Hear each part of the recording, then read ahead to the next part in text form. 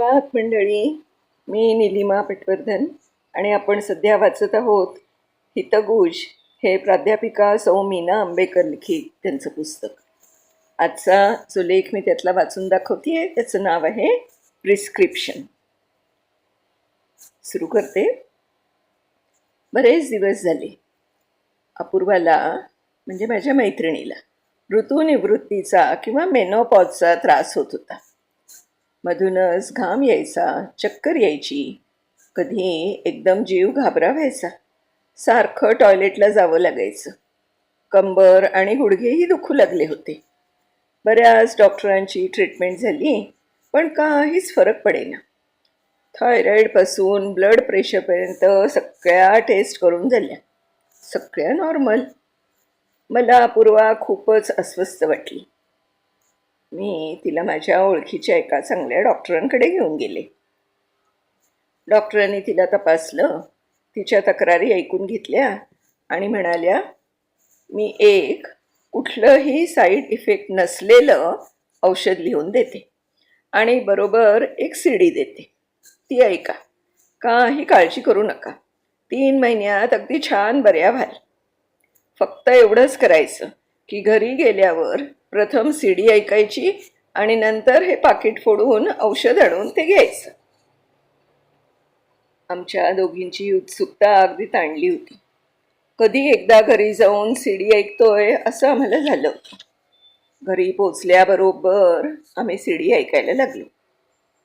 स्त्रियांच्या शरीरात असलेले सेक्स हार्मोन इस्ट्रोजेन याचं प्रमाण ऋतुनिवृत्ती किंवा मेनोपॉज नंतर कमी होतं. त्यामुळे तुम्ही सांगितलेला त्रास सर्व स्त्रियांना होतो. अमेरिकेत हा त्रास कमी करण्यासाठी स्त्रियांना हार्मोन रिप्लेसमेंट थेरपी दिली जाते.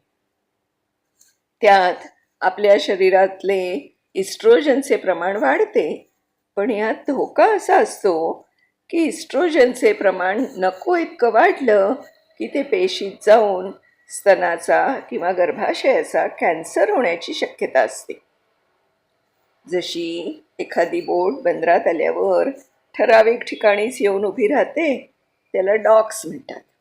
तसंच आपल्या शरीरातील पेशींवर काही अणूंच्या प्रवेशासाठी डॉक्स असतात. त्यांना म्हणतात रिसेप्टर साइट्स. स्त्रियांच्या स्तनाच्या आणि गर्भाशयातील पेशींवर इस्ट्रोजनच्या अणूंसाठी असे डॉक्स किंवा रिसेप्टर साइट्स असतात. हार्मोन रिप्लेसमेंट थेरपीमध्ये बाहेरून इस्ट्रोजन दिल्यामुळे शरीरातील इस्ट्रोजनचे अणू वाढून ज्या पेशीत या अणूंसाठी डॉक्स मोकळे असतात त्या पेशींना ते चिकटतात, पेशींची अनियमित वाढ घडवून आणतात आणि त्यामुळे कॅन्सर होण्याची शक्यता वाढते.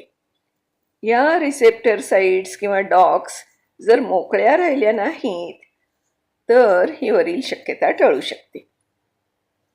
शास्त्रज्ञ अनेक वर्ष या शोधात होते की या मोकळ्या साइट्स जर प्लांट इस्ट्रोजनने किंवा वनस्पतीतील इस्ट्रोजनने भरल्या तर त्या पेशी शरीरात जास्त झालेले इस्ट्रोजनचे अणू शिरू शकणार नाहीत आणि कॅन्सरचा धोका टळेल. आणि काय आश्चर्य, शास्त्रज्ञांना असं वनस्पतीजन्य इस्ट्रोजन असलेलं झाड चक्क सापडलंय. पण ह्यात असणारं इस्ट्रोजन हे आपल्या शरीरातील इस्ट्रोजनच्या फक्त 1/1000 इतकंच शक्तिशाली असतं. म्हणून ते पेशीत शिरल्यानं कुठलाही धोका संभवत नाही. उलट शरीरातील इस्ट्रोजनच्या अणूंना ते स्तन किंवा गर्भाशयातील पेशींना चिकटूच देत नाहीत. शास्त्रज्ञांना सापडलेल्या या वनस्पतीत एक अत्यंत उत्साही आणि ॲक्टिव्ह पदार्थ आहे, तो म्हणजे आयसोफ्लेविन. त्यातील एक महत्त्वाचा घटक म्हणजे जेनिस्टाईन म्हणजेच प्लांट इस्ट्रोजन. या पदार्थाच्या सेवनाने स्त्रियांमध्ये हार्मोनल समतोल साधला जातो. मेनोपॉजचा सर्व त्रास आणि नंतरची होणारी हाडांची झीज किंवा ऑस्टिओपोरोसिस टाळला जातो.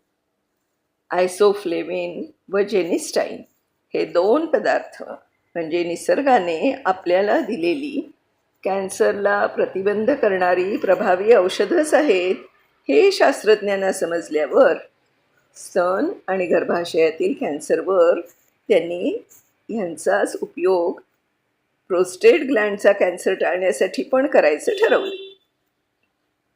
पुरुषांचं सेक्स हार्मोन टेस्टेस्टेरॉनचे रूपांतर ॲरोमॅटेज नावाच्या एन्झाईमद्वारे इस्ट्रोजनमध्ये केलं जातं आणि इस्ट्रोजनचे प्रमाण वाढलं की पुरुषांमध्ये प्रोस्टेट ग्लँडच्या कॅन्सरचा धोका वाढतो. हा धोका टाळण्याचं काम करतात आपले 2 हिरो. कोणते? आयसोफ्लेविन आणि जेनिस्टाईन. आमच्या दोघींची उत्सुकता आता अगदी शिगेला पोचली होती. कोणतं बरं असावं हे झाड? हा कल्पवृक्षच म्हणायचा. आपलं शरीर नवनवीन रक्तवाहिन्या आपली पूर्ण वाढ होईपर्यंत तयार करीत असते.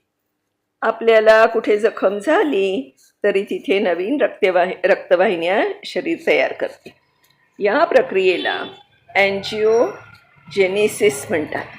शरीरात ट्यूमर तयार झालाच तर हळूहळू नवीन रक्तवाहिन्या तयार होऊन या ट्यूमरलाही त्याच्या पेशींच्या वाढीसाठी रक्त पुरवतात. मग ट्यूमरच्या पेशीही हळूहळू नवीन रक्तवाहिन्या करण्याची प्रक्रिया शिकू लागतात. त्या पेशी हे शिकेपर्यंत ट्यूमर छोटा आणि सहज नाश पावू शकेल असा असतो.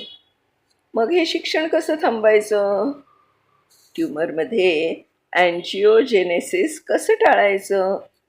शास्त्रज्ञांना याचा मार्ग जेनिस्टाईन या पदार्थात सापडला. या पदार्थांमुळे ह्या खुनशी रक्तवाहिन्या ब्लॉक होतात आणि ट्यूमरची वाढ होतच नाही. सीडीतून सूचना आली.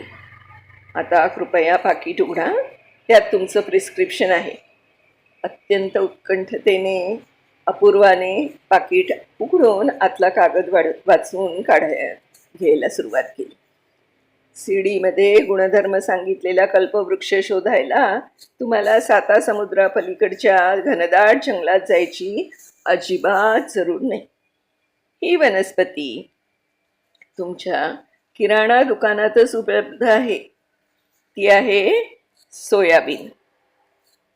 सोयाचं दूध, सोयाचं पनीर, सोयाचे पीठ, सोयाचे ग्रॅन्युल्स, सोयाचे चंक्स, सोयाचं तेल यापैकी काहीही रोजच्या आहारात ठेवा. सकाळ, दुपार आणि रात्रीही. तसंच रोज 1 किंवा 2 गोळ्या सॉय आयसोफ्लेविनॉइडच्या घ्या. बस, इतर कुठल्याही ट्रीटमेंटची तुम्हाला जरूर नाही. आणि आश्चर्य असं वाटायलाच नको, पण 3 महिन्यांच्या आतच अपूर्वाचा त्रास या औषधामुळे संपूर्णपणे गेला. आहे की नाही मंडळी? किती अगदी म्हणजे छान कल्पवृक्षच म्हणायचा सोयाबीन. आपण आपल्या आहारामध्ये याचा जरूर वापर करूया.